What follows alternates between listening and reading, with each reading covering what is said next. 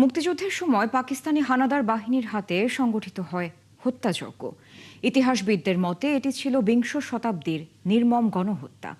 ৩০ লাখ মানুষের প্রাণহানির সেই ইতিহাস আজও বিশ্ব দরবারে আনুষ্ঠানিক স্বীকৃতি পায়নি।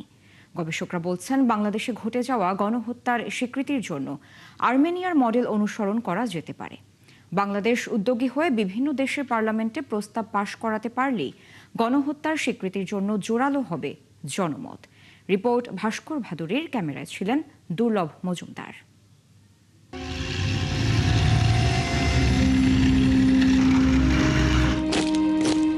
ইতিহাসে কিছু রাত থাকে, যে রাতের অন্ধকার কখনোই শেষ হয় না।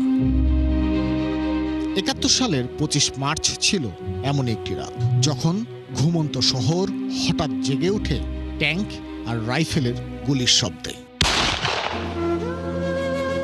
বাংলার বাতাস ভরে ওঠে মানুষের আত্মচিৎকারে। সেই রাতেই শুরু হয় ইতিহাসের এক ভয়াবহ হত্যাযজ্ঞ।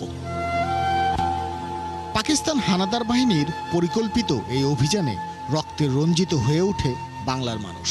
ঢাকা বিশ্ববিদ্যালয় থেকে শুরু করে গ্রামের নিরীহ জনপদ, কোথাও রক্ষা পায়নি মানুষ। মানবতার বিরুদ্ধে এমন অপরাধ ইতিহাসে খুব একটা নেই। বড় শিক্ষা কি, ২০ শতকের ইতিহাসে সবচেয়ে বড় মুসলিম নিধন কিন্তু হয়েছিল পূর্ব বাংলায় এই ৯ মাস জুড়ে। এবং এই নিধনটা কারা করলো? মুসলিম সেনাবাহিনী করলো। তাহলে ইসলাম কোন দিকে? এই প্রশ্নটা কিন্তু আজকে আমাদের খুব গভীরভাবে ভাবতে হবে, যে ধর্মের বুলি আওড়ালেই কেউ ধর্মের রক্ষক হয়ে যায় না। সময় পেরিয়েছে ৫ দশকেরও বেশি, কিন্তু শহীদ পরিবারগুলোর হৃদয়ের ক্ষত আজও শুকায়নি। ৯ মাসের প্রতিটি রাত কেড়ে নিয়েছে লক্ষ লক্ষ সংসারের আলো। গবেষকদের দাবি, ৩০ লক্ষ মানুষের এই হত্যাযজ্ঞের বৈশ্বিক স্বীকৃতি এবং দোষীদের শাস্তির জন্য নতুন প্রজন্মকেই উদ্যোগী হতে হবে। আর্মেনিয়া যেমন করেছে, পৃথিবীর বিভিন্ন দেশের পার্লামেন্টে তারা লবি করেছে। এটাও করা যায়। ব্রিটিশ পার্লামেন্টে তো এটা খুব ভালোভাবে হতে পারে। আমেরিকান হাউস অফ রিপ্রেজেন্টেটিভে একটা বাইপার্টিজান রেজলিউশন আগেও মুভ করা হয়েছিল, এখনও একটা নতুন রেজলিউশন এসছে। তো এরকম রেজলিউশন অনেক আসে, কিন্তু আবার বলা যায় যে ওদের যে পদ্ধতি আছে সেইখানে হারিয়ে যায়। কিন্তু এটা কিন্তু একটা সুযোগ। বাংলাদেশ দীর্ঘদিন ধরেই আন্তর্জাতিক সম্প্রদায়ের কাছে দাবি জানিয়ে আসছে এই হত্যাযজ্ঞকে গণহত্যা হিসেবে স্বীকৃতি দেবার জন্য। বিশ্বের বিভিন্ন দেশ ও গবেষণা প্রতিষ্ঠান এই দাবির প্রতি সমর্থন জানালেও আনুষ্ঠানিক স্বীকৃতি এখনো অধরাই। যারা গণহত্যা করে তারা কিন্তু সবসময় ডিনায়ালে যায়।